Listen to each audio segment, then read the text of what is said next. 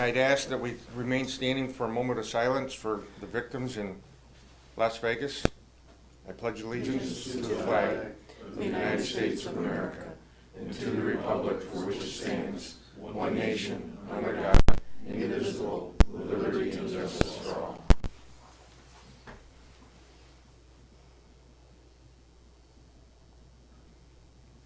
Thank you.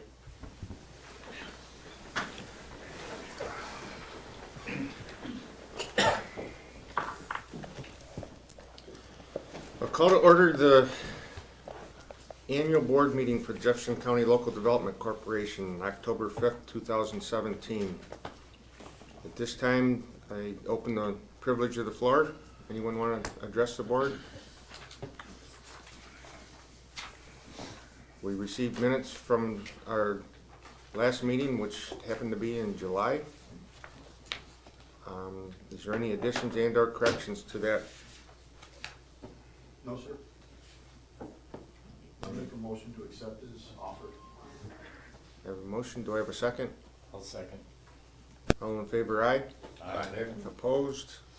Carries. Treasurer's report. Page 5 in our packets is the beginning of it, and I'm really just gonna skip through to August. We'll skip September because we have October in here as well. So just bear with me, the page would be 30, no. Yes, 30, sorry. Page 30 would be September, so we're not gonna actually review July and August, they're just carried forward into September. There's nothing particularly important there. Excuse me, so this is our year-ending income statement. We're about 16,000 over on revenues from above budget. Unfortunately, on the other side, we're also under on expenses. So on the total, we've 97,000 income over expenses. So there's a positive there on the bottom of the income statement. I will point out that over half of that 97,000 is from unallocated or unspent funds from our marketing program and our ag program. So we got about 41,000 of the 97,000 just because we haven't spent enough from those agencies that was allocated to them for that. But that's still 40,000-ish, 50,000-ish above budget. So good job to everyone there. The next couple pages are really just looking at those agencies'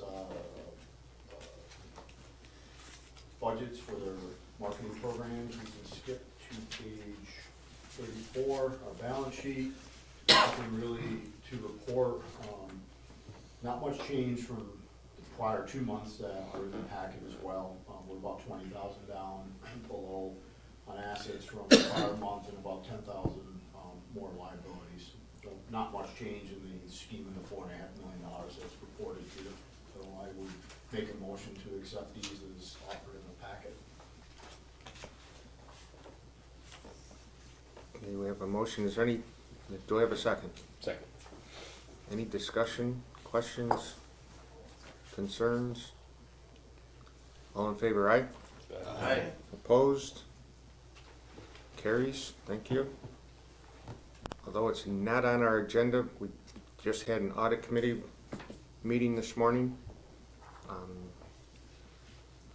Can I have a report from the audit committee?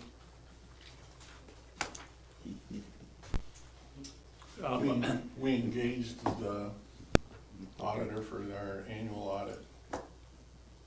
Do we need to have a resolution?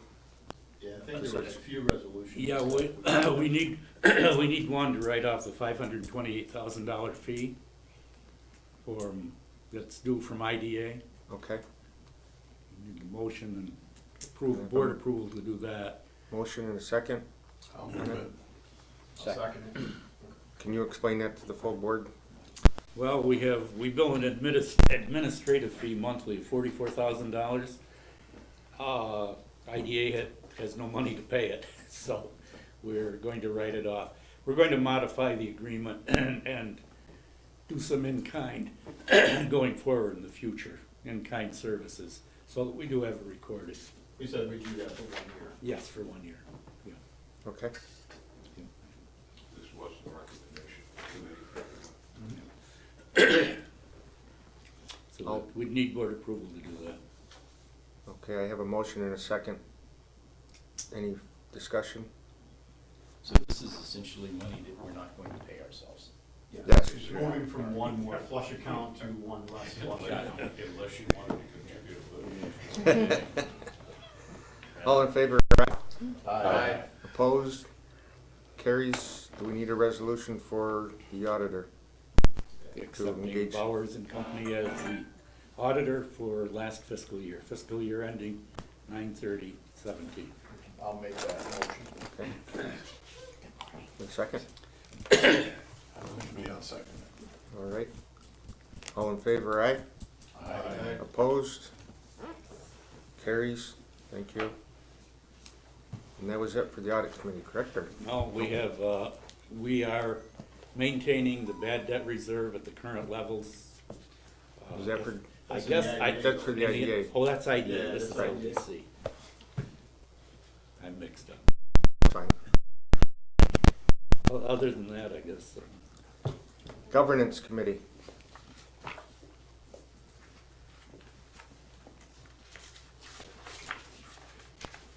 I'm not sure I hear much report, but the governance committee met, reviewed our procedures and policies of the past year. For some of you who may not know, the last year, beginning of last year, we participated in a statewide activity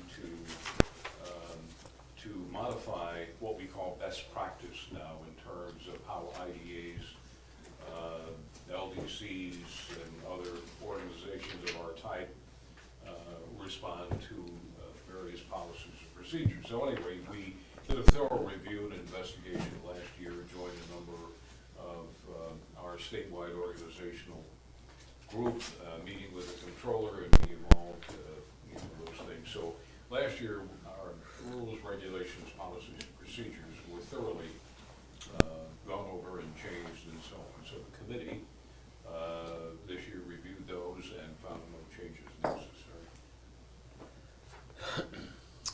All right, with that, we have resolution 10.05.2017.01. It's for the adoption of the annual internal policy and procedure. Was that a, indicate? I make a motion. I have a motion. Do I have a second? Second. All in favor, aye? Aye. Opposed? Carries. And they also went through the personnel handbook. There's What was- a motion to change the board numbers there to reflect current practice. Okay. There's a few changes. There were just some edits to, one of them was it originally said, I think, 7 members, and there's 11 9 to members. 9 to 11. We added Okay. information security policy.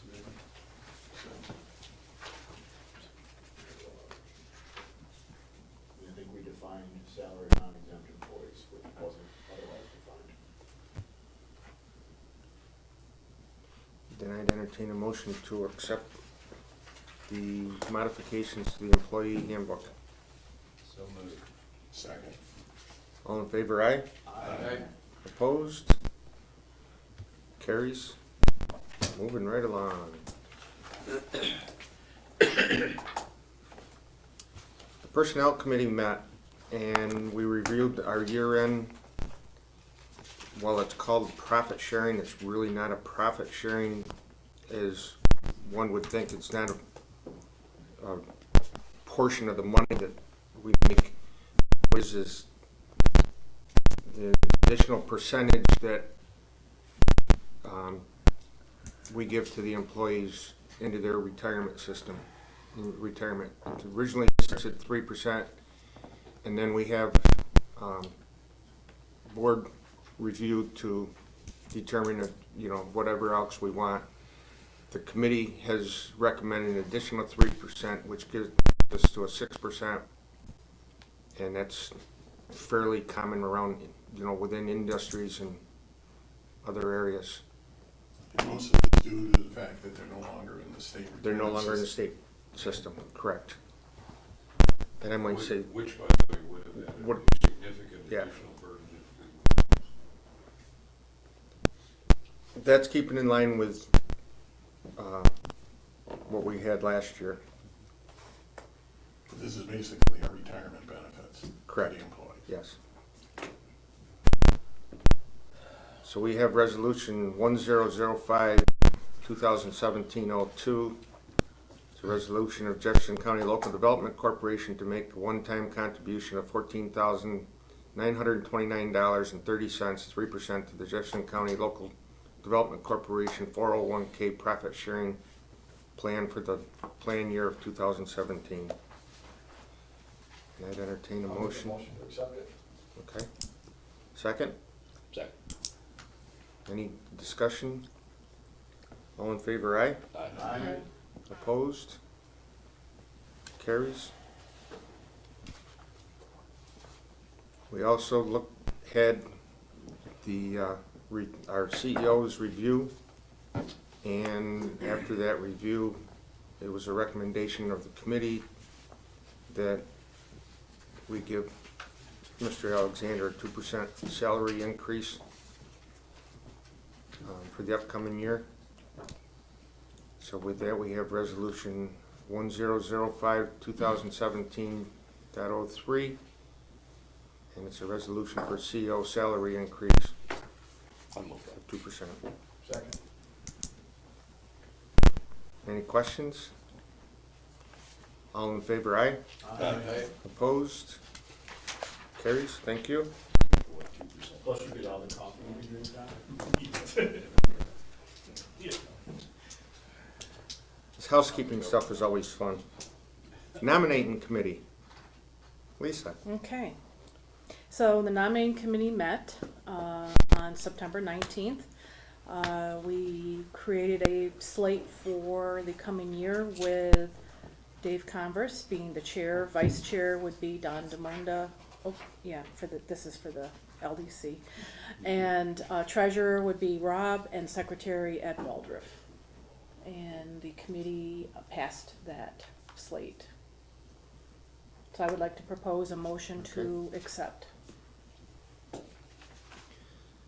I guess. Enthusiasm is underwhelming here, Mr. Chairman. Resolution 10.05, 2017-04 for the election of officers. We have a motion. Do I have a second? I'll second before any of them can escape. All in favor, aye. Aye. Opposed? Thank you, I guess.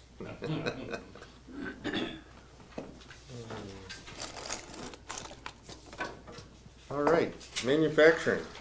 Okay, Dave. pretty quickly. As you know, each year we are involved in helping the plan and host a manufacturing day event.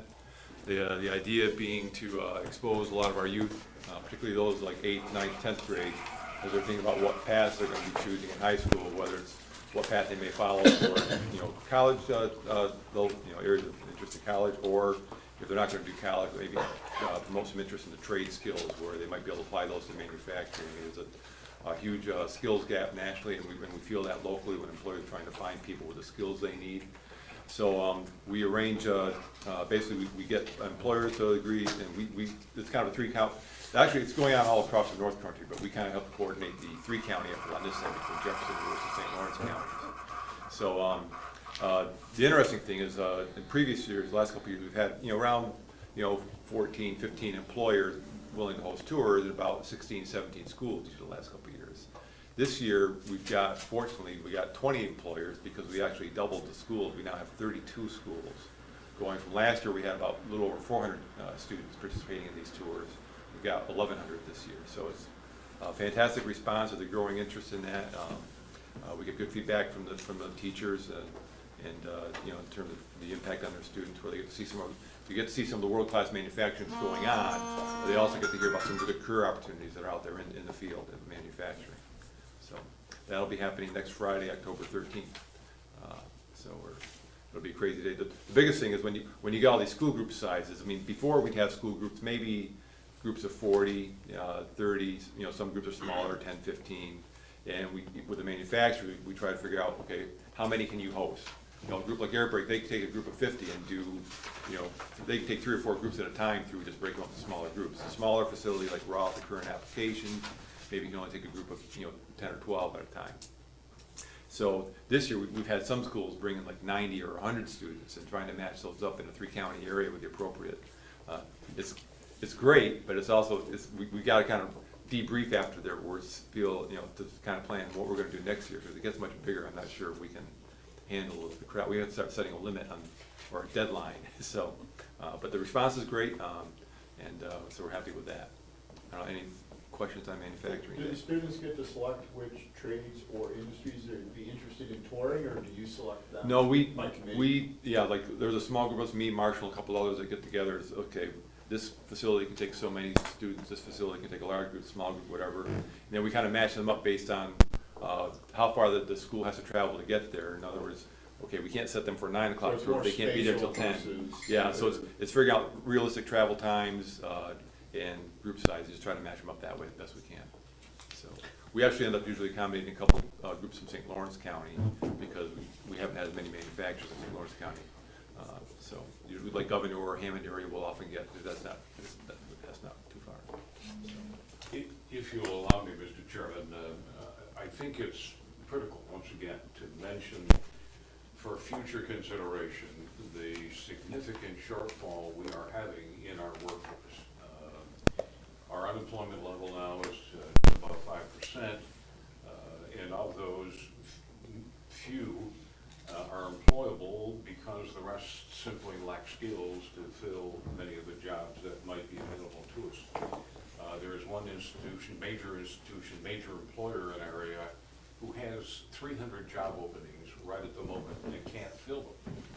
So this becomes, in my view, in the next years ahead, a community crisis. We've got to figure out how to address getting the skill sets needed for taking the jobs that will be available in our community. Otherwise, we won't be able to fill the jobs that are currently available. We certainly can't attract more business if we can't supply them with workforce. So Dave and Marshall and Jay and I and our staff have been trying to work with Cheryl over the Workforce Development Board and others, the JCC and BOCES, to try to figure out how in heaven's name we're going to be able to address this question. The point I make to you is this is not an agency question, this is a community question. It is large enough so everyone in the community should be concerned about this, because if we're going to future develop what we have, got to be able to find the workforce that is equipped to do this kind of work. I know there's a lot of effort here going on now, but we keep wanting to call attention to it because it is going to be an Achilles heel. It's going to come back to bite us here one of these days. So. Don, what kind of jobs are those 300 openings? Well, that would reveal exactly who it is that's in need. What But types of jobs? I can say it is one of our largest employers in the area, and it's an employer who is considering expansion at the moment. And there is always this lagging question: if they expand, will they find the people to take those jobs? And these are not typically entry-level jobs, but they are not necessarily requiring a four-year degree either. But they do need the skill sets and the training to give them the ability to handle that. So manufacturing technicians, not retail, I guess. Not To retail. further Don's investigation. This is It's not you can actually put it into a column. And it's getting to a point, and Dave, if I'm overstating this, or Marshall, you say, but we're getting to the point, this is either the first or second question asked by anybody looking at the area: what type of workforce? Who's available with the skill sets that I need? And it's a little hard because we don't know exactly who we're going to attract, but we've got to figure this out. We've got to give them a base level so within a short period of time, they can be further trained and put in those job areas. And I state this, I'm not trying to, I guess, raise the red flag too far, but it is an issue we can't let go. It's not just the IDA or the LEC matters either. This is a countywide, educational, political, grassroots kind of thing we gotta get our arms around. And you got a couple of guys sitting at the end of the table who are working on trying to get their trades up to speed and all that kind of stuff, and that's great. We need more of the practical application, not necessarily a four-year degree, and I'm not disparaging any four-year degree, but to say they've got to have skill sets they can deploy immediately, not, not 3, 4, 5 years down the road in training. That's too late for many of the activities we're doing.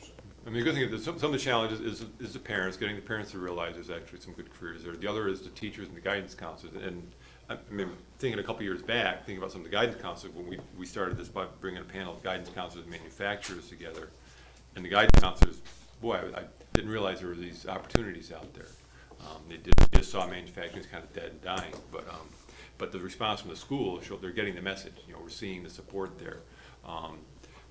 Talking to some of the school superintendents, they're seeing their enrollment in some of the BOCES programs go up. I mean, going from 450 or so students to 1,100 this year is a fantastic jump. Have we had any feedback? I mean, we've been doing this for a number of years now. Do we have any feedback from our manufacturers that as maybe some of these young people taken some of these positions once they're out, or? No, nothing quantitative at this point, no. But the other challenge we run into sometimes is that, even when we do some of the adult, we worked with BOCES to help set up this manufacturing technology course that we had some support from some local manufacturers to set up a sort of an adult continuing ed course. You might produce 12 folks with new skills in machining, but doesn't mean there's 12 jobs waiting for them as soon as they graduate. Right. So there's that aspect too. But what you are at least setting them for, you're setting them up for at least, okay, so maybe they leave the area to find employment, but at least they're not sitting here unemployed, and those are the folks that are easier to recruit back to the area when jobs do open up as well. If I could also add, Dave, we're trying something a little bit new here, and again, I don't want to blow this out of proportion, but we have considered shovel-ready sites as having infrastructure and the ability to put a plant there. We're looking at this a little differently now going forward. We're talking about shovel-ready sites, but we're also talking about training facilities on the site itself. And we are exploring notions where we'll work with BOCES, we'll work with a college, we'll work with any other activity, the WIB board, any other activity that we can find so that we can house training right next to the jobs, so that we can be as responsive as possible. I don't know if it's gonna work. I mean, we're exploring a bunch of different things, we're trying here, but I just wanna tell you, we're going to have to think about this in a different way than we have in the past. Otherwise, we're not gonna be able to solve the problem. Some other community will solve the problem, because a lot of our young people, we're losing 2% of the population a year, a lot of those young people are leaving the area, so we've got to figure out how to capture them back here, train them up, and get them employed. But essentially, the event, I mean, we're working with our manufacturers, we're working with BOCES, we're working with the Workforce Development Board, so there's a lot of parties involved in coordinating this thing. The other event to report on is last Friday, we co-hosted a morning seminar at the Hilton on managing the skills gap. We had about 72 attendees there. Basically, the audience was local employers across. We had healthcare, manufacturing, all those types of employers. But even the speaker there, I mean, the keynote speaker that we had, Linda Mack with the New York Training and Education Partnership Alliance, something like that. Her talk was, "Is your labor force market ready?" And that is the issue we're facing. But the idea in that session was we had her as a keynote to talk about sort of what's happening, and also about the challenge that a lot of employers have in working and recruiting millennials. And then we had a panel with Dr. Ty Stone from JCC. We had Tracy Jericho from BOCES and a couple other folks on that panel talking about existing programs. And then the ensuing discussion focused on getting input from the employers there in terms of, okay, what the programs that are out there now that you may or may not be using, what can we do to improve those programs? What's missing? What do we need to come up with? What areas or training or topics would you like to hear more about? So we're going to be taking all that input and working on that, try to come up with some actions to respond to that as well. Dave, do any local manufacturers get matched up with BOCES for like internships? So they can actually work within the industry? Some do, yeah, so they can get interviewing skills, pass some, Yeah. tests and actually then apply some of their grades? they get a few, yeah, so, and they've come to us and we put them in touch with the right, person at the manufacturer and try to set up something like More that. needs to be done. But internships, I'm not talking about full-time employment. I'm talking about they're in college, you get college credits and they go work and. Oh, for BOCES, they set up some little internship, it's like a full year thing, but it's like a Okay. little, it may be a few weeks or something like that, but to get Yeah, them some exposure. that's what I was thinking about. But is a quarter or that's, something that's like the that. approach we Yeah. need. Cause I mean, if you can get Yeah, young adults exposed Yeah. into something they Yeah. feel a passion Yeah. towards, it's a good way for the employer to Yeah. actually keep the good Right, ones. yeah, And also, yeah. they may Yeah. determine they don't have the skills to have it Yeah, yeah. either in that particular Yep, trade. yep. Do you ever see that there's an issue with, like, let's talk about the ag part, the stigma of working in agriculture? If you talk to most farmers, finding somebody that wants to work in the agricultural field, yeah, they have this stigma Yeah. that somehow it's less than honorable work in some of them. And how do we get past the stigma on some of these jobs, like the agricultural part Right. here, there's gonna be, Yep. if you get some of those manufacturers that you are trying to target, those are gonna be good jobs. yeah, actually, well, it's, And you have yeah, guidance counselors Yeah. that are just pushing, you gotta go to college, you Yeah, gotta yeah, go to yeah, college and all that stuff, and saying, look what's out there right, for maybe a BOCES Yeah. education. yeah. You're dead on, Paul, and Yeah. that's the reason we're exploring the notion of putting training facilities right in that park. Right there, where we use the facilities of BOCES and the college and so on, and we have pass-through agreements so that you get a basic education, you go through the pipeline, you get a 2-year degree in a particular thing, which is transportable, but it's also marketable because you're right there. There are other companies, because it's a stigma issue. And by the way, that's the same stigma issue that we have been facing for the last 14, 15 years regarding manufacturing. People thought that manufacturing jobs were less skilled, working on a dirt floor or machinery 18 hours a day. Both my kids have worked on a dairy farm, and I will tell you, for work ethic, it probably was the best thing that ever happened to those kids, to have to work in that environment. But you talk to, you go talk to other young adults, and they go, they worked on a farm. What's wrong with that? Yeah. I mean, they got paid, they worked hard, and Yeah, well, things like this, and like the manufacturing day that we do, and other things, we do a lot of work with. We're on. Jay and I are both on the Career Technical Education Advisory Committee that BOCES has set up. But I mean, a lot of these programs like Manufacturing Day and others, that's what we're working on, is to address that stigma and make people aware of those opportunities. And you've heard Marshall talk before about the GPS Success Program that was we've been. looking for the floor. Whatever you're trying to do. So, sorry. We've in the yeah. background here. I just wanted to finish your point, please. Yeah, so and that, I mean, that's being promoted heavily among the schools, and Marshall's on that committee along with Jay, and there's 16 career clusters, including agriculture and manufacturing, and there's videos and resources there, and those short little video clips of 3 to 6 minutes show a lot of, the things that are involved in agriculture to kind of address some of that stigma thing, so. I just wanted to say one thing regarding the agriculture park, and, the types of jobs that we're looking for. While these jobs might be in like the agriculture sector, I wouldn't necessarily consider them, like on the farm type jobs. And since we're not actively recruiting new farms, like at one point, we were, this is before my time, when we're looking, come farm with us was, about adding to the number of farms and sort of growing that stuff. But given our current constraints with, the way things are in the dairy industry, and while I totally agree that, from a work ethic standpoint, and obviously working on a farm is always an outstanding thing, we're not really trying to address that stigma per se on the farm side, because when you look at someone like a Great Lakes Cheese or someone, they don't look at that really as an agriculture job. They look at that as a manufacturing, working for a big company that's strong and everything. But the young children that are going knocking on the door of the guidance counselor, what are they thinking of a job working at a Great Lakes Cheese? Do they see it? I don't think that they look at that, again, and I might be wrong here, but I don't believe that they look at that necessarily as like an ag job in the traditional sense of working on a farm. I think they look at it as a manufacturing job, or a good job that pays well, really. But I can't speak to the, what their thought process is on that. And we've actually, so just maybe go back up, before we started doing the tours here the last few years, for what we did the first couple years for Manufacturing Day, we actually brought together panels of of manufacturing employees and we had tons of guidance counselors, and we saw that, you know, we had 50-some people in the room talking, and the guidance counselors themselves learning what's going on. So we've been addressing that. And then when we did our manufacturing careers video that we produced here, that actually sort of became the basis for the off which they base the GPS for success. We involved the guidance counselors even in editing. You know, we brought the draft of the video for them to view and make some comments on it and include them in that aspect too. So we've been educating the guidance counselors at the same time. So I'll make one more quick point about Sure. Rob's discussion, question about you know, things that like BOCES are doing.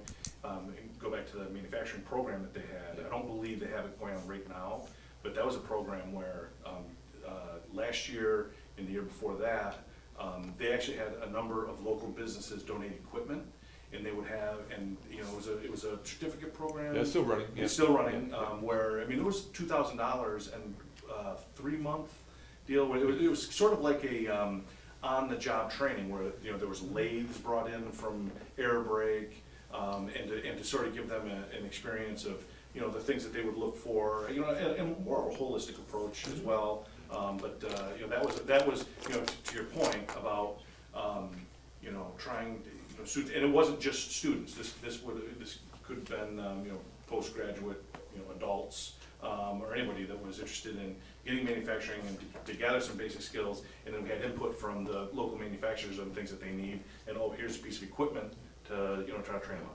And actually for that program that we helped set up through BOCES, that was by bringing BOCES together with the manufacturers, for the manufacturers. BOCES had a curriculum, but we involved the manufacturers in critiquing that curriculum and editing it to kind of fit what they, I was just their recommending needs, the yeah. next step. Yeah, You know, yeah, like yeah. if schools Yeah. have a Yeah. competition Yeah. within their technical center where they nominate 3 to 5 kids, Yeah. then they have to get Right. interviewed by businesses to be selected Right. into an internship, then they work in the real world Yeah. where you have deadlines, commitments, safety, you have a lot of Yeah. different things. Yeah. I mean, I learned a lot in college that I don't apply Yeah. at all in everyday life. I mean, it's Yeah. throw it away. I mean, we can offer a degree, but when you work in what I'll call the real world, Yeah. there are a lot of other things, and you have to think on your feet, and you have to do things differently. And I think those are life Yeah. skills Yeah. of just showing up on time, Yeah. which is. Yeah. some- Well, along your those probably lines, yeah. comments, Greg, Along- it might not be mandatory at Yeah. college to show up Yeah. on time, you just show up late and just. So along those, so the manufacturing technology course, for example, that's, you would have some people that qualified for the workplace to subsidize their tuition, but you also had some of our manufacturers sending folks to it. So you might have, say, Airbrake sending some folks, or Stature current applications, where they might get some experience on the floor, that then they're in a position to bid for a machinist job when it opens up that facility. Along the job you're talking about in terms of that exposure, Cheryl usually has some workforce money, employment training money, where they place high school students, you know, for summer jobs. And we've helped match them up with some manufacturers and we have in that case seen where, so a manufacturer can take a teenager or a young college student into their facility for the summer. The wages are paid by the workplace, and they've actually had where they've had some of those kids, after they're out of school, hire them because they've seen how great a job they've done, so.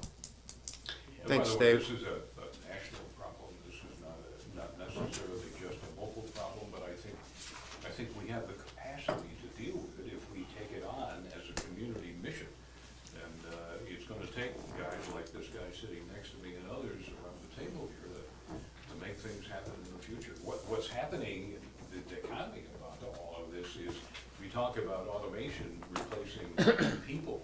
Part of what is accelerating that is companies cannot find people, so they've got to resort to finding ways to do it in another way. And so the point here is maybe we train up people to service automation rather than, you know, make the widget. In other words, we've got to start thinking in advance of what's happening in the workplace. I think I would address your point, Don, the idea that we need a very responsive system. Basic economics, you can't support supply without demand. So you get those liquidity problems. Hey, I just trained 100 machinists. What do I do with them? I can't put them on the shelf and let them sit there until someone shows up to hire them. And we are in the illiquid market. We don't have a lot of buyers or sellers. So unless we just want to run a really aggressive training program for North Carolina, what we really need, I think, is a system where someone shows up and says, I need 100 machinists, do you have them? No, but I can get them for you really, really quickly, I can make them. And that's probably a good leadership role for this organization. And that's something that we've talked, and BOCES is usually able to do. They've done some specialized training, matched them up with some of our manufacturers. They didn't realize they could do that customized training in some cases, so we've had a few manufacturers utilize them for that, in that role. Because we've got a full up 4-year business program we teach at JCC, and the numbers are growing. And in fact, I'll be reaching out this term, trying to find out, from larger employers what they're interested in terms of content for those programs, as well as grad programs. But most of those people, if they don't find something, can't hang around and wait for it to show up. So, Interestingly enough, we have one manufacturer whose name I'll not share, but they have 2 brand new products which they are attempting to introduce to the marketplace, which means they got to do the R&D, they finish the R&D, they've got to set up manufacturers and so on. In order for them to do that, we have to supply workforce for them, and we don't have that workforce right now. And so it's a little chicken and egg situation, and boy, that's why we have to be so responsive to create, which is what I think Greg is saying, create a mechanism by which we can be as responsive as possible. So, and that's, we can take the lead, and I think, I'd have to tell you, Dave's done a great job in doing that. And we are taking the lead where possible, but it's gonna take more than just us doing it. We gotta have, mutual concern, mutual support, mutual understanding, and by the way, I represent you guys on the Workforce Development Board, have for a number of years, and that's a 2-county organization, and they're typically just 25 or 30 people who sit there. This is a problem that's becoming more and more recognized. The question is, how the hell do we address it? And I think it's a matter of understanding how to address the problem. We now know it's a problem. We've identified it as a problem. Now we got to put together a mechanism by which we handle it. And that's an issue going forward we need to look at. So I didn't mean to get off on that, but it's absolutely critical for us. Jay would be jealous. Thank you, Dave. Marshall? Marketing? Yes. Okay. First off, I want to just say a quick thank you, as coming to the end of fiscal year 16-17, to our board. We've done a lot of interesting things this year with marketing, and also the get on the record for the Jefferson County Board of Legislators for their support of the marketing program. Thank you oh so much. It's tremendous and wonderful. I just wanted to briefly sort of touch on 2 things. We have some exciting things. A couple of months ago, we had talked about doing our 2nd round of outreach on our targeted European marketing program. It was sort of, well, not sort of, it was centered around the Anuga 2017 trade show in Cologne, Germany. And, we sort of chose that show really, we chose the show because it was in Germany. We're doing a targeted Western European agriculture program, although again, we'll take anybody interested. And it's one of the world's largest agriculture shows. From that, we had 22 new responses from businesses that were interested in meeting with us at the show. About 11 of those were what I would consider to be real. Some of them were people just looking to expand into the United States market, and can you put me in touch with a chain of stores where I can put my products in. Every one of those responses we thanked them all and told them that we'd be reaching back out with more information. Of those 11, 3 of them I would consider to be rock solid leads. One of them is real. And I don't want to get too specific, but we've talked a little bit internally as well as with our consultants, and 2 of them are actually located about 100 miles apart. And we're thinking from a cost perspective, as well as from a productivity, to make this our deployed funds as useful as possible. We're thinking a direct trip to them at the appropriate time, as opposed to going to the Cologne show. Now, we framed this program on, possibly going to the show, and meeting with some people. And we knew that if we went that route, it would be an expensive outlay. And again, judging from the responses, if we had the appropriate responses, then yeah, we would do that. If this one lead that we have says, come to the show or you'll be, checked off the list, we'll be going.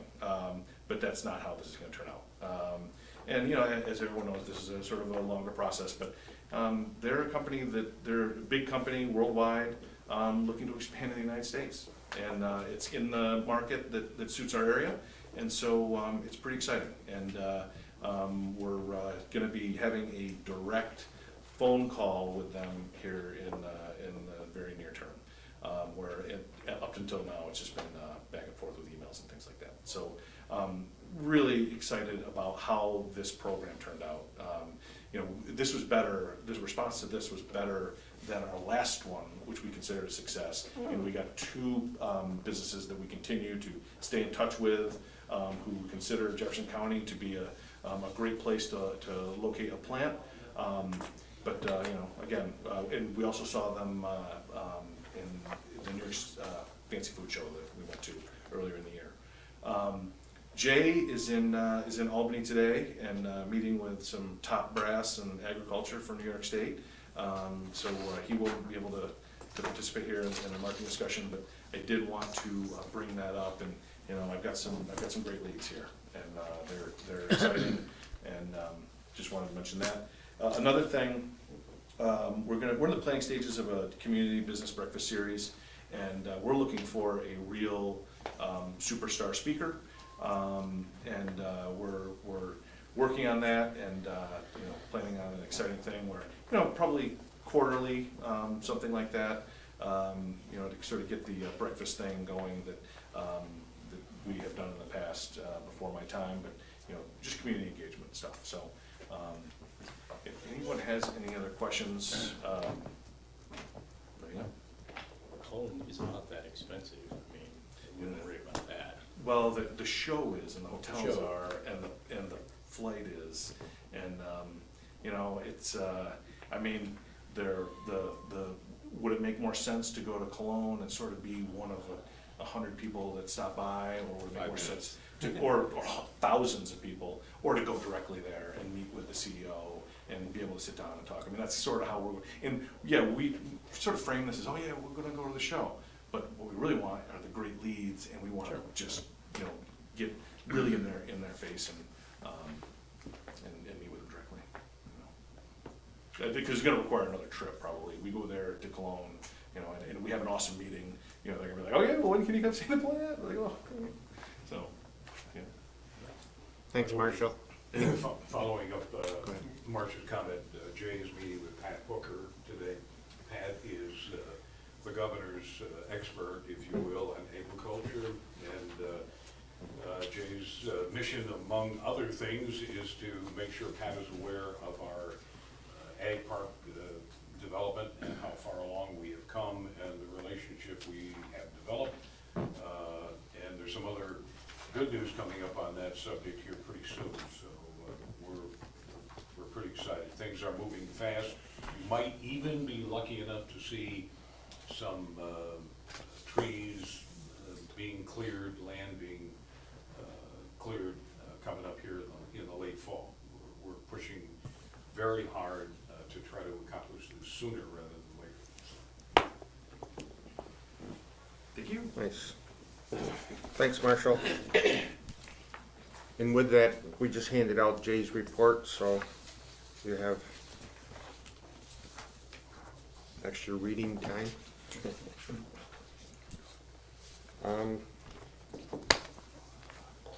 Page 55. We have resolution 1005, 2017-05. It's a resolution of the Jefferson County Local Development Corporation recognizing Brian McMahon, Executive Director of New York State Economic Development Corporation, for his past 30 years of service. Whereas through Brian's leadership, the New York State EDC membership is growing and is financially strong. The New York State EDC has become a credible voice for the economic development in the state, and they have achieved the accomplishment much through Brian's 30 years. And now therefore be it resolved by the members of the Jefferson County Local Development Corporation that the JCLDC recognizes and thanks Brian for his significant contribution to the economic development in Jefferson County and around the state. And I'd entertain a motion in a second for this resolution.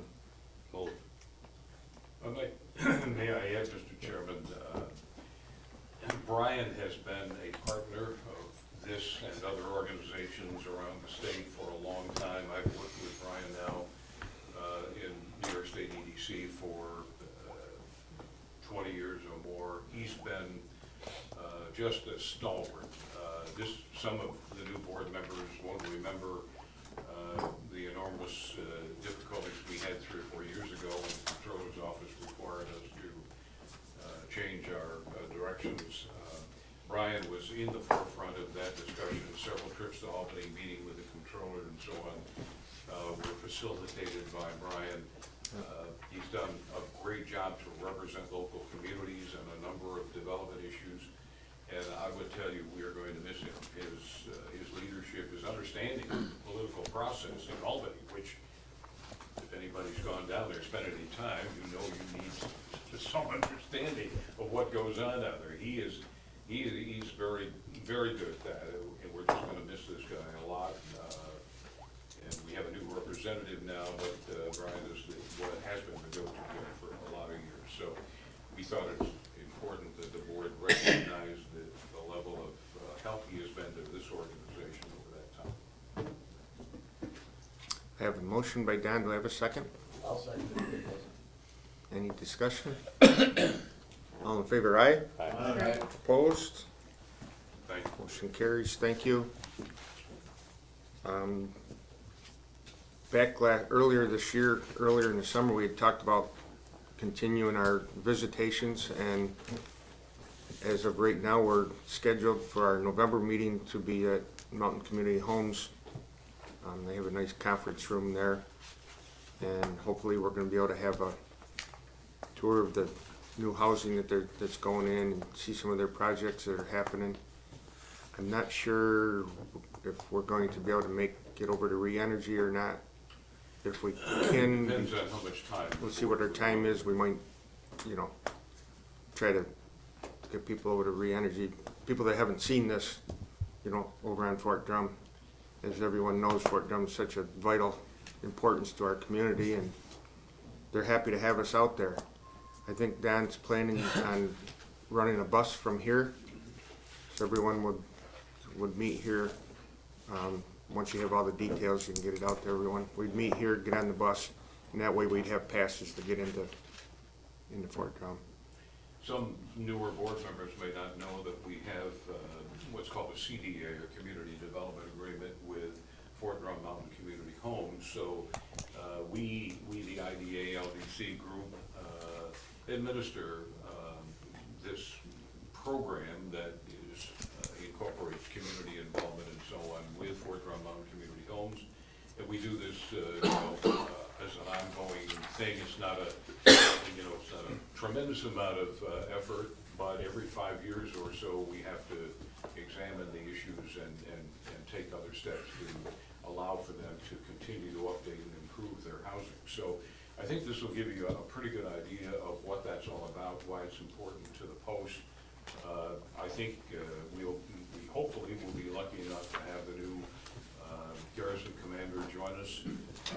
There are a lot of projects up there which relate to housing, their new hotel coming and some other things. So I think it will be informational. I think it will be educational, and I think it will help everyone understand the interchange that we have between the Post and these organizations here. With that, is there anything else, Don, for the LDC? The LDC? LDC, no, I think we're covered today. Board members, anyone have anything? Move to adjourn. I have a motion, do I have a second? Second. All in favor, aye? Aye.